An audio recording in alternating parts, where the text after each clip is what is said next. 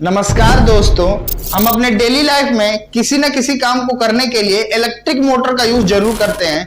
क्या आप जानते हैं इलेक्ट्रिक मोटर काम कैसे करता है और इसकी खोज कैसे हुई थी? आइए आज के इस वीडियो में समझते हैं करंट देने पर मोटर क्यों घूमता है और मोटर के घूमने से करंट कैसे पैदा हो जाती है, और साथ ही समझेंगे कि 3 फेस मोटर और सिंगल फेस मोटर में क्या अंतर होता है। आइए सबसे पहले समझते हैं मोटर का आविष्कार कैसे हुआ। दोस्तों, मोटर को समझने के लिए हमें मैग्नेट को समझना बहुत जरूरी है। मैग्नेट 2 प्रकार के होते हैं, एक नेचुरल मैग्नेट, दूसरा इलेक्ट्रिक मैग्नेट। किसी भी मैग्नेट में 2 पोल होते हैं, एक नॉर्थ पोल, दूसरा साउथ पोल। नॉर्थ पोल और साउथ पोल एक दूसरे को खींचते हैं, जबकि नॉर्थ पोल और नॉर्थ पोल या साउथ पोल और साउथ पोल एक दूसरे को ढकेलते हैं।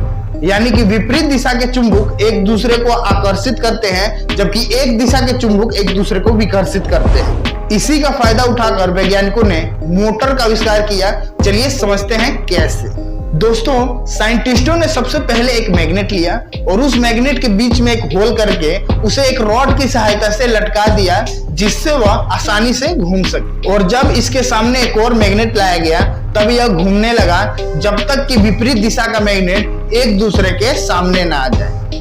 अब फिर साइड वाले मैग्नेट को पलट दिया गया, जिससे बीच वाला मैग्नेट घूम के विपरीत दिशा के सामने आ गया। इस प्रकार साइड वाले मैग्नेट को बार बार पलटने से बीच वाला मैग्नेट घूम रहा था। अब इन्होंने साइड वाले मैग्नेट को बार बार ना पलट के एक दूसरे साइड में एक और मैग्नेट लगा दिया, जिससे बीच वाला मैग्नेट अब कंप्लीट घूमने लगा। यहीं से मोटर के कॉन्सेप्ट ने जन्म लिया। लेकिन इसकी खराबी यह थी कि यह लोड पे नहीं घूम सकता था।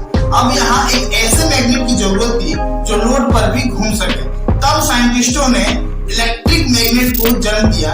इन्होंने एक रॉड लिया और उस रॉड पे कॉपर वायर लपेट दिया और उस कॉपर वायर के दोनों सिरा में बैटरी से सप्लाई दी। अब यह रॉड मैग्नेट की तरह काम कर रहा था। इसे ही इलेक्ट्रिक मैग्नेट यानी कि इलेक्ट्रोमैग्नेट कहा गया। दोस्तों, जब हम कॉपर के वायर में इलेक्ट्रिक फ्लो करते हैं तो वायर के चारों साइड मैग्नेटिक फील्ड बनता है, जिससे इसके फील्ड में कोई भी धात्विक चीज आती है तो यह अपने ओर खींच ले। लेकिन जैसे ही कोई मैग्नेट आता है तब वह उसके दिशा यानी नॉर्थ पोल और साउथ पोल के हिसाब से प्रतिक्रिया देता है। ठीक इसी कॉन्सेप्ट पे मोटर काम। दोस्तों, साइंटिस्टों ने इस डिजाइन में सुधार किया।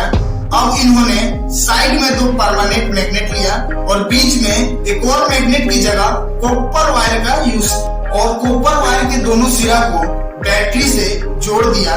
जैसे ही बैटरी से करंट फ्लो हुई तब कॉपर वायर के चारों साइड मैग्नेटिक फील्ड बना। जैसा कि हम जानते हैं मैग्नेटिक फील्ड में 2 पोल होते हैं, एक नॉर्थ पोल दूसरा साउथ पोल, जिससे साइड में लगा मैग्नेट से प्रतिक्रिया करके बीच में कॉपर वायर घूमने लगा। इस प्रकार डीसी मोटर काम। समय के साथ साथ धीरे धीरे इसमें सुधार होते गया। मोटर की क्षमता को बढ़ाने के लिए एक कॉपर वायर की जगह बहुत सारे कॉपर वायर को एक शाफ्ट में लपेट दिया गया, जिसे आज हम रोटर के नाम से जानते हैं। डीसी मोटर के रोटर को आर्मेचर कहा जाता है। इसमें कनेक्शन देने के लिए वायर की जगह कार्बन ब्रश का यूज किया गया। इस प्रकार डीसी मोटर का निर्माण। आइए अब समझते हैं मोटर के घूमने से बिजली कैसे पैदा होती है। दोस्तों, जैसा कि हम जानते हैं डीसी मोटर में परमानेंट मैग्नेट और रोटर यानी कि आर्मेचर होता है, जिसमें कॉपर का वायर लपेटा हुआ रहता है। जैसे ही हम आर्मेचर को बहुत स्पीड में घुमाते हैं तो आर्मेचर में लगा कॉपर वायर में मैग्नेटिक फील्ड बनता है, जिससे बिजली पैदा हो। क्योंकि कॉपर के वायर में फ्री इलेक्ट्रॉनों की संख्या बहुत ज्यादा होती है, यही कारण है कि कॉपर को बिजली का एक बहुत अच्छा कंडक्टर माना जाता है। आप जानते हैं सिंगल फेस मोटर और 3 फेस मोटर में क्या अंतर होता है। सिंगल फेस मोटर और 3 फेस मोटर में सबसे बड़ा अंतर होता है कि single phase motor self start नहीं हो सकता है। इसे सेल्फ स्टार्ट करने के लिए